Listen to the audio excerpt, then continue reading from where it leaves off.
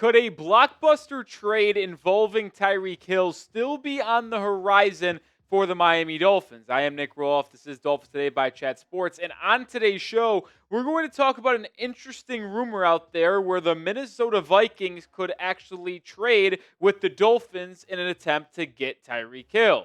Where did this rumor start? Well, on Wednesday morning, Tom Pelissero reported that with Justin Jefferson's hamstring injury, as well as Jordan Addison being suspended for the first 3 games, the Minnesota Vikings have been aggressively looking for a potential veteran wide receiver to acquire as the season is looming about 2 weeks to go. And many people speculated who they could be trying to trade for. Well, Vikings fans really believe that it could be Tyreek Hill. I've seen Vikings fans tweet about it consistently over the last 24 hours, and our own Vikings Now host here at Chat Sports, Patrick Seatman, has been talking nonstop in the office about the Vikings potentially trying to trade Tyreek Hill. Fun fact, I actually live with Patrick Seatman amongst a couple other people here at Chat Sports, and I woke up on Wednesday morning. The first thing that I was asked, hey, Rolly, how much would it take for the Vikings to trade Tyreek Hill? I mean, it was nonstop, so I feel like I had to come talk about it on this edition of the channel.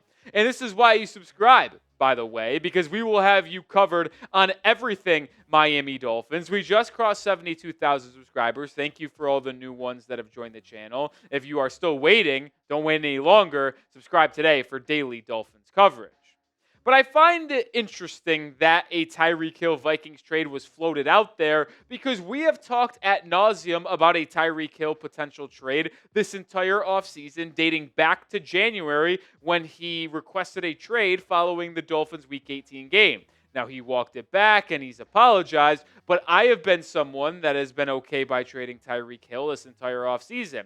And is it a possibility to do it now with just a couple weeks to go until September 7th when the Dolphins start their season against the Colts? Well, take it back just 1 week when Jeremy Fowler of ESPN was on SportsCenter prior to the Dolphins-Bears preseason opener.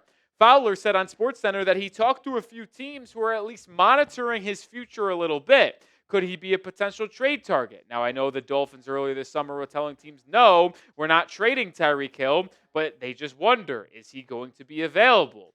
It could be wishful thinking. Maybe they want him to be available, but he's a player. When I bring up the teams, hey, who is sort of a trade target you're watching? They bring up Tyreek Hill.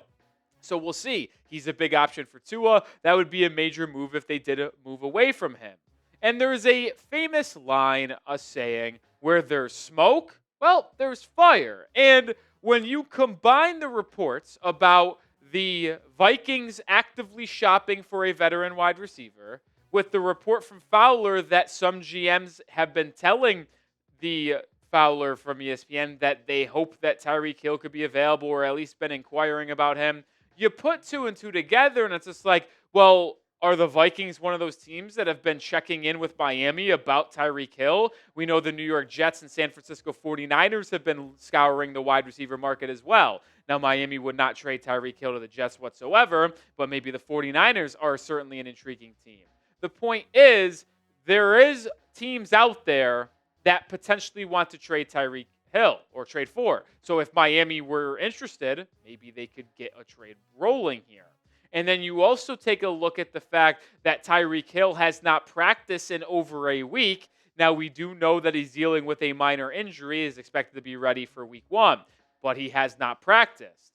So yes, there's an injury, but it's certainly a story that we can't call crazy and just throw away. The Fowler report, the reports from Diana Rossini and Tom Pelissero about 49ers, Vikings looking for a wide receiver trade. Like, these are things where you start to connect the dots in a very small way and are like, okay, it doesn't feel like it's a 0% chance. And we all know that Tyreek Hill will not be on the Dolphins roster in 2026. We have talked about this a ton this offseason, about how there's just no chance he's with Miami after this season. Because in 2026, it's the final year of his current contract. He has a $52.8 million cap hit. And if you cut him after the season, prior to June 1st, Miami would save $36.3 million in cap with only a $15.5 million dead cap hit. They could wait till after June 1st and save an extra $2.8 million, but that is really pointless because you'd want to have all of that savings from cutting him so you can spend it in free agency in early March. And Miami, at least currently, is projected to be in the negative in cap space after this year at negative 27.5. So simply releasing Tyreek Hill after the season would take you from in the negative to into the positive by about $9 million just by making one simple move. And then you could build on that cap space by cutting other players, restructuring, extending, and have enough cap space to sign some key free agents next March. So it's just simply a story we cannot ignore. And I know some people in the comments might have fatigue from Tyreek Hill trade talks. But hey, it's a thing that could happen around this football team, so we're going to cover it. So what say you? Do you see the Dolphins trading Tyreek Hill? Type Y for yes, type N for no. Let me know if you could see Chris Greer and the Finns moving off from Hill in the next couple of weeks. We did make a Tyreek Hill video on August 12th. This video is going out on the 21st. I said it a week ago in that video. I do have a hard time seeing a Tyreek Hill trade before the season. I think a one could go down, and the benefits are certainly there, but I believe Miami would really have to struggle out of the gates, and with an easy first 8 weeks of the season in comparison to their final 9 weeks, I do think Miami would have to start the year 3-5, 2-6 to consider trading Tyreek Hill at the deadline in late October, but I would not put it out of the possibility. If Miami were to trade him between now and the regular season opener on September 7th, I think you would need a Godfather offer. I would not put it past the Dolphins, but the Vikings or any team trying to trade for Tyreek Hill would certainly have to come in so over the top in terms of value to where Miami would have to be crazy to say no to a potential offer from a team. And the Vikings now host, Patrick Seatman, did a video about a potential Hill Vikings trade and had 2 trade ideas. I wanted to show what he had to say. His first trade idea was a simple pick for player swap. The Vikings receive Tyreek Hill. The Dolphins get the Minnesota Vikings 2026 second round pick. I believe Tyreek Hill's trade value is a third rounder at this point with his cap and his age and the potential off the field concerns. So if the Vikings offered you a second round pick, you simply have to take that. I know it would be detrimental to your roster this season, and you would not get a player in return, but you would not be able to recoup an asset better than a second-round pick with a Tyreek Hill trade. So I will say this again. Do I think the Vikings offer a second? Probably not. But the Vikings now host would be willing to. He put it in his show. So if you get offered a second-round pick from Minnesota, you accept it immediately and wipe your hands clean of Tyreek and then have 3 picks in the top 64 next upcoming April. Second trade offer coming up in a second, but we are sponsored by Ethos, and I appreciate Ethos because in this day and age, you can't take anything for granted. When you lose someone close to you, you can't help but think about the future. With life insurance through Ethos, your family is protected. Life insurance is a perfect way to make sure you're covered. Can help pay the mortgage or your kids' college tuition. Right now, you can get your free quote at ethos.com/NFL Daily. Ethos is an online platform that makes getting life insurance fast and easy to protect your family's future in minutes, not months. Life insurance is more affordable than you think. With Ethos, you can get a free quote and customize a rate that fits your budget. The process is 100% online with no medical exam required. Just answer a few health questions and get a quote in as little as 10 minutes. 3 million families have completed their applications and trusted Ethos to help find the right coverage. So join them. Protect your family with life insurance from Ethos. Get your free quote at ethos.com/NFL Daily. That is ethos.com/NFL Daily. Link is in the description and comments of today's video.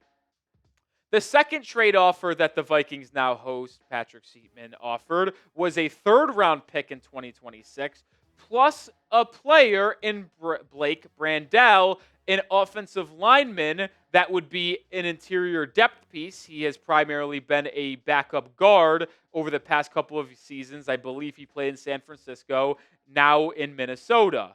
I don't think I would want Brandel, but there is a similar offensive lineman on the second unit of Minnesota that I would be intrigued with. If you switch Blake Brandel to Justin Skoll, who is a backup swing tackle for Minnesota, I would probably take that deal as well. It would be tough for me to decide if I would prefer just to have a second-round pick or a third-round pick and a swing tackle, but Skoll is a player that would be someone that impacts the Miami Dolphins roster right away. Last season, Skoll played for the Tampa Bay Buccaneers. He was their swing tackle. Tristan Wirfs got hurt, and Skoll had to play a couple games for them, and he graded out nicely. He played 361 snaps just about. He graded out in the mid to high 60s, allowed 4 sacks, and was only penalized once. And he is a pure swing tackle. Skoll last season played 126 snaps at left tackle, 232 snaps at right tackle. So he would be one of your top offensive tackle backups. And when you think of what Miami has on their second unit offensive line right now, Skoll would be better than all of them. Larry Borom is your top swing tackle. You also have to take in consideration Keon Smith and Braden Daniels. I don't think without a single thought of hesitation that Skoll would be your best backup tackle. And that is the biggest concern on this Dolphins unit. The starting offensive line in Miami is very, very good. I believe in that front 5 up front. But Austin Jackson is already banged up. He is. The other 4, you hope can stay healthy. If one of them goes down with an injury, you are in trouble with your depth. Justin Skoll would provide me, if he was traded for, a lot more stability and confidence in him or any of the Dolphins backups if Paul or Jackson had the missed time. I do trust Brunskill and Eichenberg to fill in for one game if Savianaya, Brewer, or Daniels ultimately miss time. So, before we round out the show, let me know which trade you would prefer. If you traded Tyreek Hill, would it be number 1, type 1, where you get a second-round pick for Tyreek Hill, or would it be number 2, where you get a third-round pick and backup offensive tackle Justin Skoll? I changed it from his idea of Brandel. That's the one that I would rather have if I was getting a backup offensive lineman. The truth is, I am having a hard time choosing one. I would be fine with either. Yes, you drop about 20 to 30 picks in the draft by not taking the second rounder, but you get a backup swing tackle that would benefit the roster greatly this season and help you stay competitive if an injury occurred to Paul or Austin Jackson for an extended period of time. But the way I want to round out the show is with this conversation. Maybe I am drinking the Kool-Aid of the preseason and training camp, but I do actually believe the Dolphins wide receiver room could survive if you traded Tyreek Hill. This is arguably the most deep part of your roster. The 2 deepest position groups you have are wide receiver and edge rusher. I mean, you have a solid group here. Waddle is a budding wide receiver 1. Nick Westbrook-Ikhine does a lot of nice things. Malik Washington has looked terrific as a slot wide receiver in his second season. And you have seen great preseasons and training camps from D. Eskridge, Taj Washington, and UDFA out of Missouri, Theo Weiss Jr. So if you traded Tyreek Hill, you would then be able to keep both Washington, Taj Washington that is, and Theo Weiss Jr. The Dolphins are likely to keep 6 wide receivers. If you keep 6 and keep Tyreek Hill, you probably are cutting either Taj Washington or Theo Weiss Jr.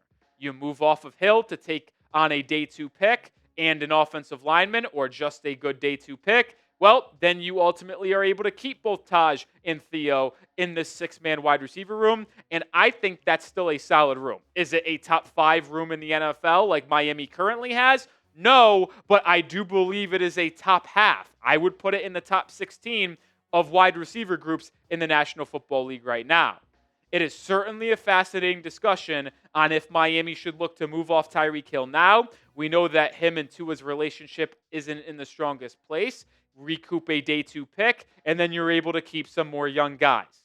It's certainly an intriguing one. Well, folks, if the Dolphins do make a trade or any roster move, we will have you covered. So subscribe today for daily Dolphins coverage, and we'll also be live on Saturday evening for the Dolphins preseason finale. So subscribe and join the channel.